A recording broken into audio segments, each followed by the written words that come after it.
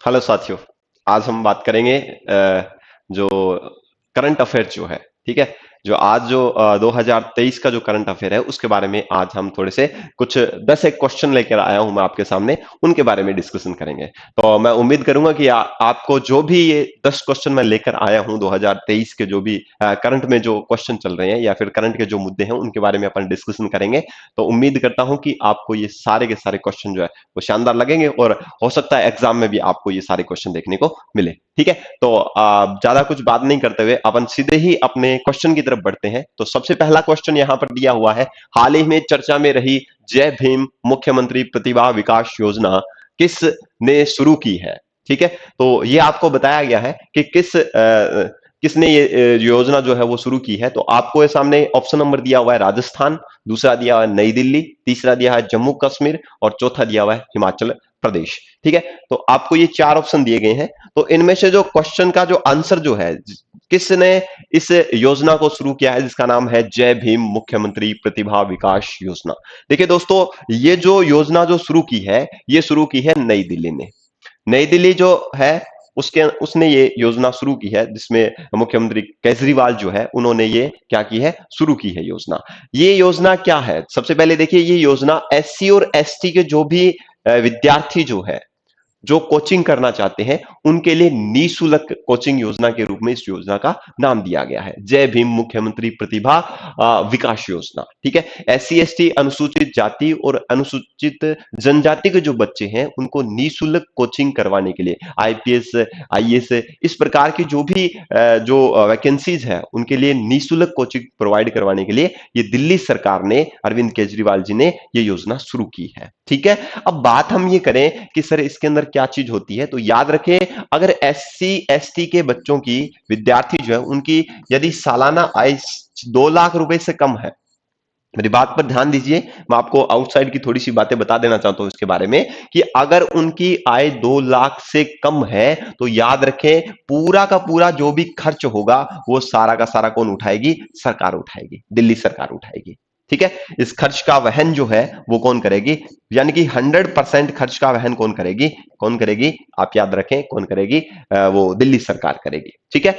अगर आप बात करें कि अगर ये खर्चा आता है 2 लाख से 6 लाख के बीच में अगर आता है, मेरी बात पर ध्यान दीजिए, अगर 2 लाख से 6 लाख के बीच में अगर खर्च होता है तो उसमें से याद रखें 75% जो है, परसेंट 75% खर्च का वहन जो है वो दिल्ली सरकार करेगी।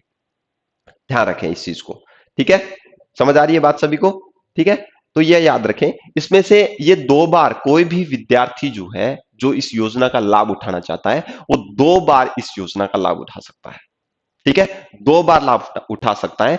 अगर वो पहली बार लाभ उठाता है तो कि ये जो मैंने आपको बताया है इसकी सालाना, यानी कि 2 बार लाभ उठा सकता है। देखिए यहां से मैं वापस आपके सामने रख रहा हूं, 2 बार इसमें योजना का 2 बार लाभ उठाया जा सकता है, 2 बार, ठीक है। 2 बार लाभ उठा सकते हैं। अगर पहली बार लाभ उठा रहे हैं तो अगर उसकी सालाना आय, ये पहली कंडीशन है जिसमें सालाना आय 2 से 6 लाख के बीच में है, तो 75% जो भी खर्चा आता है कोचिंग का उसका वहन कौन करेगी, दिल्ली सरकार करेगी।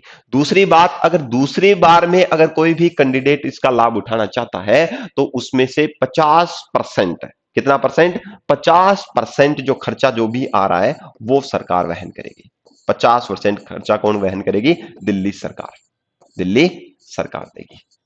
तो ये चीज याद रखनी है कि जो भी बच्चे हैं एससी एसटी के, जो भी बच्चे हैं उनको निःशुल्क कोचिंग प्रोवाइड करवाने के लिए सरकार ने एक पहला कदम उठाया है, ठीक है। जिसमें से अगर 2 लाख सालाना आय है तो उसके अंदर उनको निःशुल्क कोचिंग प्रोवाइड करवाई जाएगी, ठीक है। और प्रति महीने 2500 रुपए भी दे होगा, आर्थिक सहायता भी उनको दी जाएगी। अगर इस योजना का 2 बार लाभ उठाया जा सकता है, अगर पहली बार लाभ उठा रहे हैं और कैंडिडेट की आयु दो से सॉरी जो इनकम जो है सालाना, अगर वार्षिक आय 2 से 6 लाख के बीच में है तो 75% जो खर्च है वो सरकार उठाएगी। और दूसरी बार अगर लाभ उठाया जा रहा है तो 50% जो खर्चा आ रहा है, ठीक है, उसका वहन कौन करेगी, दिल्ली सरकार करेगी। तो ये याद रखना है सभी को, ठीक है। तो याद रखें ये क्वेश्चन इंपॉर्टेंट है आपके लिए, जय भीम मुख्यमंत्री प्रतिभा विकास योजना का प्रारंभ जो है वो किस सरकार ने किया है, तो याद रखें नई दिल्ली में दिल्ली सरकार ने किया है, ठीक है।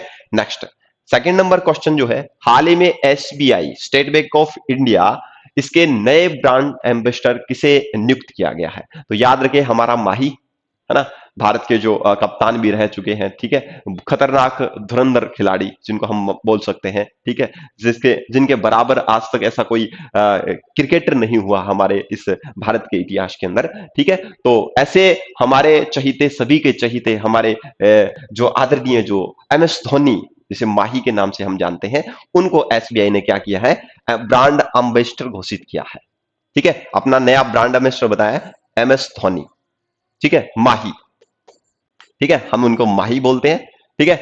तो याद रखें, माही जो एमएस धोनी जो है, उनको एसबीआई ने ब्रांड एम्बेसडर घोषित किया है, ठीक है, अभी नियुक्त किया है हाल ही में, ठीक है। तो देखिए यहां से बात करें अपन, क्यों किया है, इसके पीछे क्या है, क्योंकि एसबीआई वालों ने, बैंक वालों ने ये सोचा है कि महेंद्र सिंह धोनी, आप देखते होंगे क्रिकेट के अंदर जब भी कोई भी ऐसी कंडीशंस आती है, तनावपूर्ण स्थिति आती है, या फिर ऐसी मतलब मैच जब खेलता है तो उस कंडीशन में एकदम ऐसे पैच वाला मैच फंस जाता है, उसमें भी वो महेंद्र सिंह धोनी जो है, वो क्या करते हैं, संयम रखते हैं, अपने आप में कंट्रोल रखते हैं, और आगे से आगे उस जो चुनौती है उनको क्या करते हैं, उस पर विजय प्राप्त करने, उस पर सफलता प्राप्त करने की कोशिश करते रहते हैं, ठीक है। इसीलिए जो उनके जो पावर है, डिसीजन मेकिंग जो है, उनका निर्णय लेने की जो क्षमता है, जो विपरीत परिस्थितियां होती है उनमें भी वो आसानी से क्या कर सकते हैं, निर्णय ले सकते हैं। तो इसी संदर्भ में एसबीआई ने ये सोच करके इन्हें अपना नया ब्रांड एम्बेसडर घोषित किया है, ठीक है, ब्रांड एम्बेसडर क्या किया है, नियुक्त किया है एमएस धोनी को।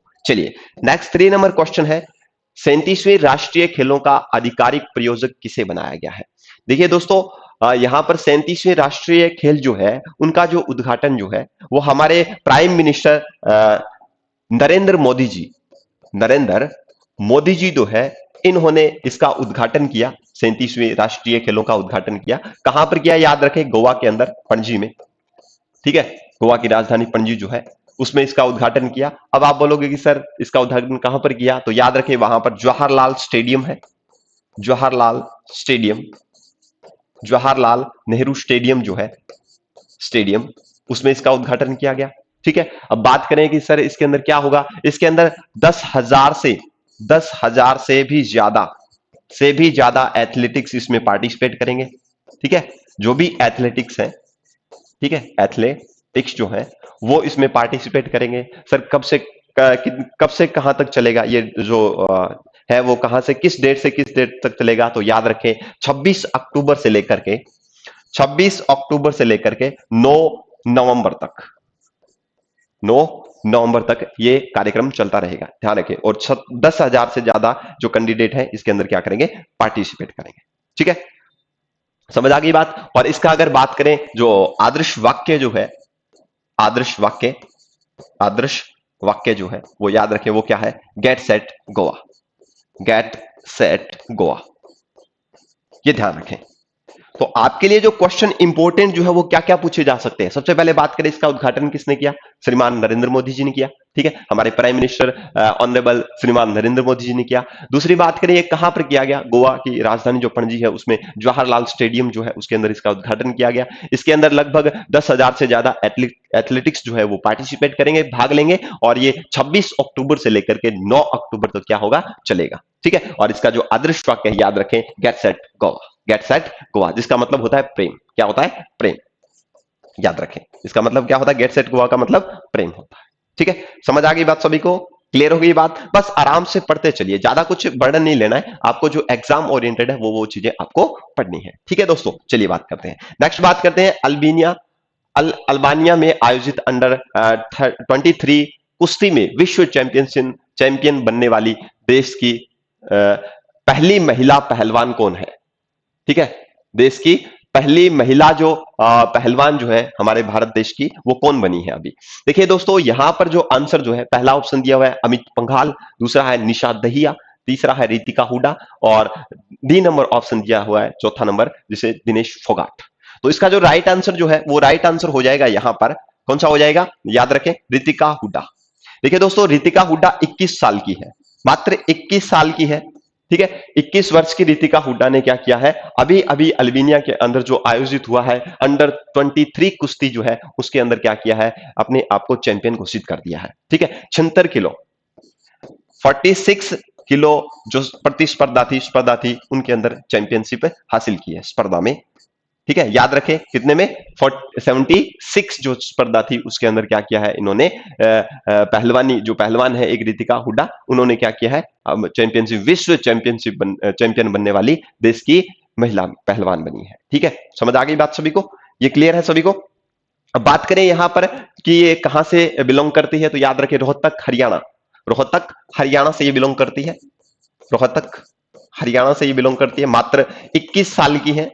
कितने वर्ष की है याद रखेंगे। और आपको ये क्वेश्चन पूछा जा सकता है कि कितनी स्पर्धा में, 76 किलो की जो स्पर्धा है उनके अंदर ये इन्होंने विश्व चैंपियनशिप में अपना नाम रोशन किया है।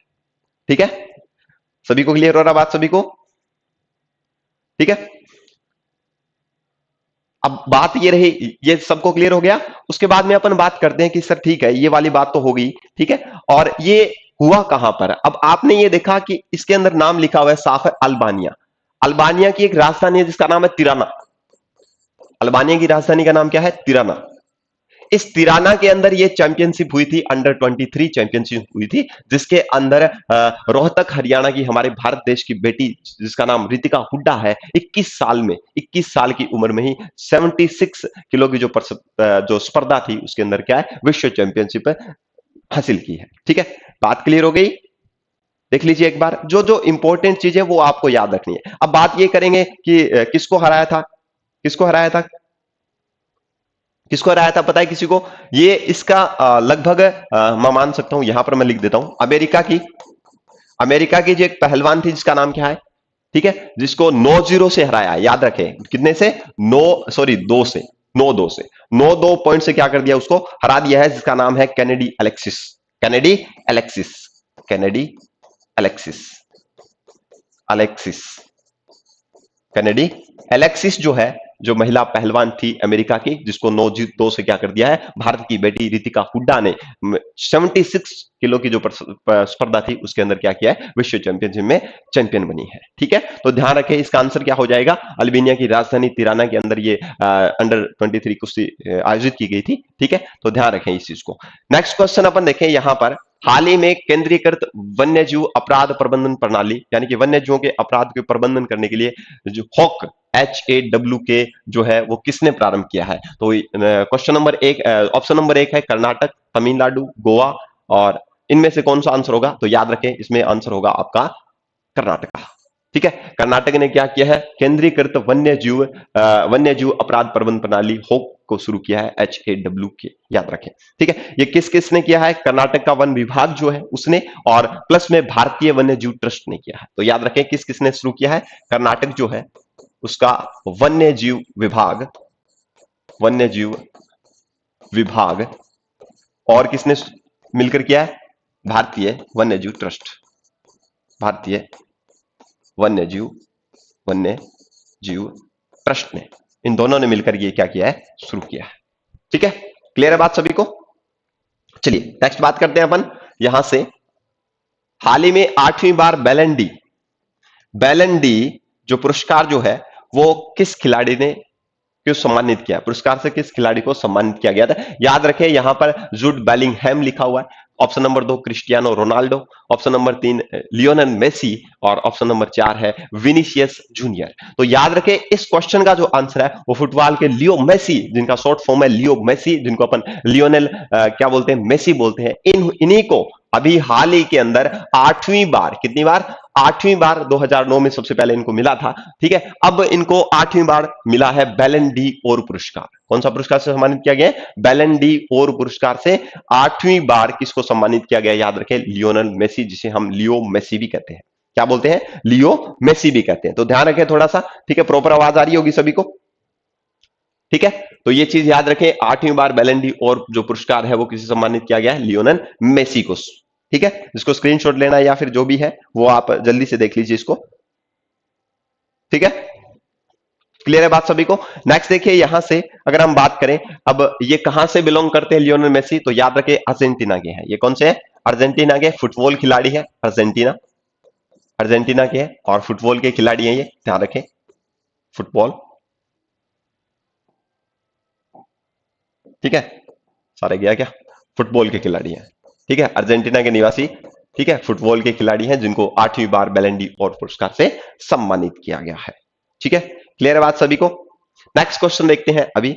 हाल ही में 31 अक्टूबर 2023 को समाप्त हुआ मेरा माटी मेरा अभियान मेरा माटी मेरा देश अभियान का संबंध किससे है, किस मंत्रालय से है? तो याद रखिए ऑप्शन नंबर ए जो है संस्कृति मंत्रालय, इससे यह संबंध रखता है। ठीक है, ध्यान रख लेंगे। तो मेरा माटी मेरा देश मेरा माटी मेरी माटी मेरा देश अभियान जो है वो कौन से मंत्रालय के द्वारा संबंध रखता है? तो याद रखिए संस्कृति मंत्रालय। कौन सा मंत्रालय रखता है? संस्कृति मंत्रालय। याद रखिए 75वां जो स्वतंत्रता दिवस अमृत महोत्सव जो संपन्न हुआ था, ठीक है, 75वां स्वतंत्र आजादी का जो अमृत महोत्सव जो संपन्न हुआ था, उसी के उपलक्ष्य में दिल्ली और आसपास के जो क्षेत्र थे वहां पर अलग अलग कार्यक्रम संचालित किए गए।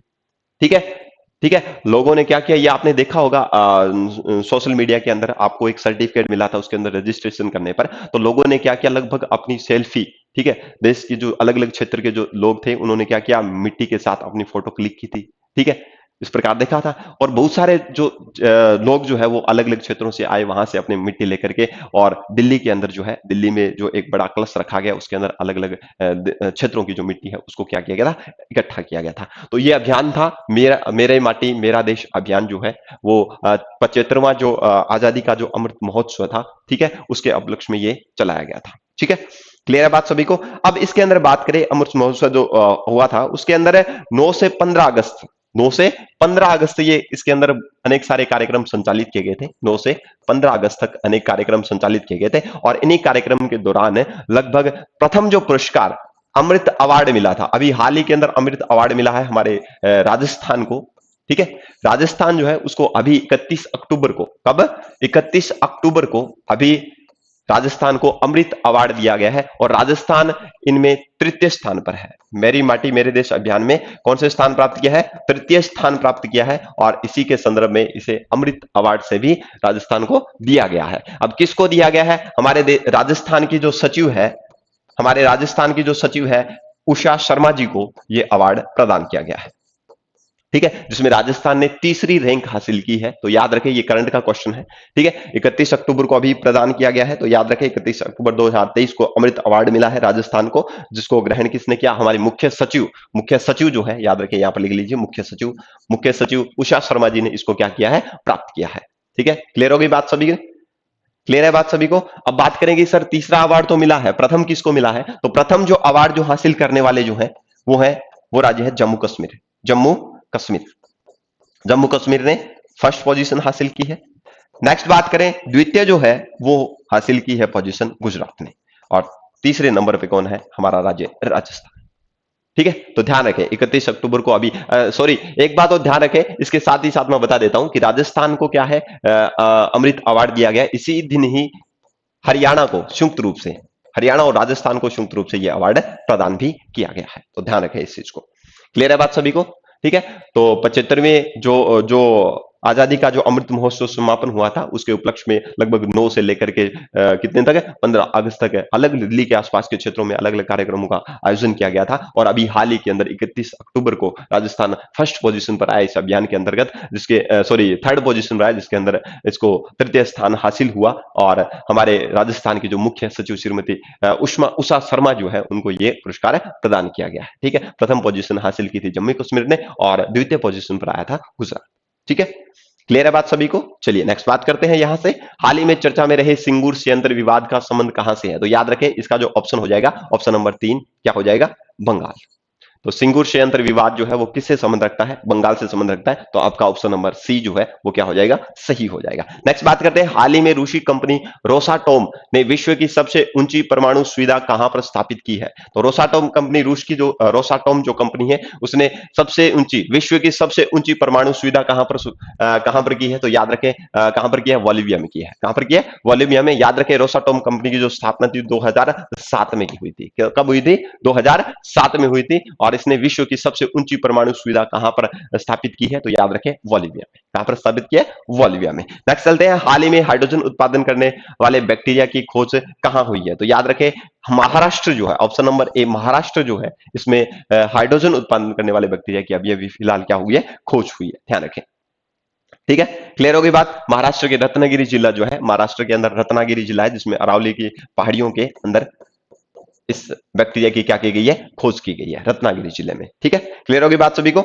लिग्नोसेल्यूलोज डिग्रेडिंग बैक्टीरिया जो है उसका एक नया जीन मिला है, लिग्नो सेल्यूलोज डिग्रेडिंग बैक्टीरिया। ठीक है, ligno ligno ligno cellulose cellulose degrading degrading degrading degrading degrading bacteria जो है इसका एक नया जीन मिला है जो हाइड्रोजन को क्या करता है, ठीक है, हाइड्रोजन उत्पादन करने वाला है। ठीक है, तो याद रखें कहां पर है, महाराष्ट्र में मिला है, रत्नागिरी जिले में। ठीक है, तो ये क्वेश्चन हमारे पास 10 क्वेश्चन थे। उम्मीद करता हूं कि आपको ये सारे क्वेश्चन अच्छे भी लगे होंगे। ठीक है, एग्जाम ओरिएंटेड क्वेश्चन है, आपको बार बार ये क्वेश्चन पूछे जाएंगे। एक बार मैं ब्रीफ रिविजन करवा देता हूं। हाल ही में रही जय भीम जो मुख्यमंत्री जय भीम मुख्यमंत्री प्रतिभा विकास योजना नई दिल्ली ने की है, अरविंद केजरीवाल ने शुरू की है, जहां पर एससी और एसटी के जो बच्चे हैं उनको निःशुल्क कोचिंग प्रोवाइड करवाने के लिए ये योजना शुरू की गई है, जिसके अंदर जो भी ये 2 बार लाभ उठाया जा सकता है स्कीम का। अगर पहली बार लाभ उठाता है कोई भी विद्यार्थी, तो अगर उनकी सालाना आय 2 से 6 लाख के बीच में है, तो उस विद्यार्थी का जो 75% जो खर्चा है वो सरकार वहन करेगी। और अगर 2 लाख से कम है तो वो क्या होगा, उसका जो पूरा खर्चा जो है माफ कर दिया जाएगा। दूसरी बार अगर लाभ उठाता है कोई भी विद्यार्थी, अगर दूसरी बार लाभ उठाता है तो उसका 50% जो खर्चा है वो सरकार वहन करेगी। तो याद रखें, जय भीम प्रतिभा विकास योजना जो है वो किसने शुरू की, जम्मू कश्मीर में, सॉरी नई दिल्ली ने। हाल ही में एसबीआई के ब्रांड एम्बेसडर हमारे एम एस माही धोनी धोनी जो है, जिनको माही कहते हैं अपन, उनको बनाया गया है। ठीक है, तो याद रखें। उसके बाद में थर्ड क्वेश्चन है, 37वें राष्ट्रीय खेलों का आधिकारिक प्रयोजक किसे बनाया गया, तो याद रखें किसको बनाया गया, किसको बनाया गया, पेटीएम को। ठीक है, या फोन पे को। ठीक है, ये बनाया गया, याद रखें।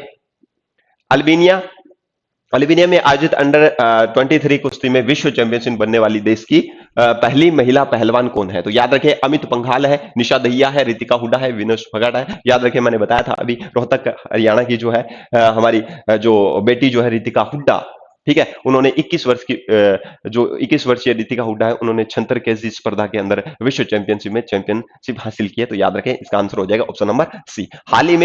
हाल ही में केंद्रीकृत वन्य जीव अपराध प्रबंधन प्रणाली हो किसने प्रारंभ किया, तो याद रखें कर्नाटका ने प्रारंभ किया है। ठीक है, और हाल ही में 8वीं बार बैलेंडी और पुरस्कार फुटबॉल के जो लियो मेसी जो है, जिसे लियोनल मेसी बोलते हैं, इन्होंने 8वीं बार क्या किया है, इस पुरस्कार को प्राप्त किया है। ठीक है, और सबसे पहले इन्होंने 2009 में पहली बार इन्होंने ये पुरस्कार प्राप्त किया था। हाल ही में ये अर्जेंटीना के रहने वाले, ये मैंने आपको बता दिया था। हाल ही में 31 अक्टूबर 2023 को समाप्त हुए मेरा माटी मेरा देश अभियान, 31 अक्टूबर को जब ये समाप्त हुआ था अभियान, उसके अंदर जो फर्स्ट पोजीशन हासिल की थी उसने जम्मू कश्मीर ने की थी, दूसरी पोजीशन पर गुजरात रहा था, तीसरी पोजीशन पर कौन रहा था, हमारा राज्य राजस्थान रहा था, जिसमें मुख्य सचिव हमारी राजस्थान की मुख्य सचिव उषा शर्मा ने इस पुरस्कार को अमृत अवार्ड जो पुरस्कार था उसको प्राप्त किया था। नेक्स्ट बात करते हैं, ये किस मंत्रालय से संबंध रखता है, तो याद रखें संस्कृति मंत्रालय से। हाल ही में चर्चा में रहे सिंगूर संयंत्र विवाद का संबंध किससे है, तो याद रखें बंगाल से है। नेक्स्ट बात करें, हाल ही में रूसी कंपनी रोस्टोस की विश्व की सबसे ऊंची परमाणु सुविधा कहां पर स्थापित की है, तो वॉल्विया में शुरू की है।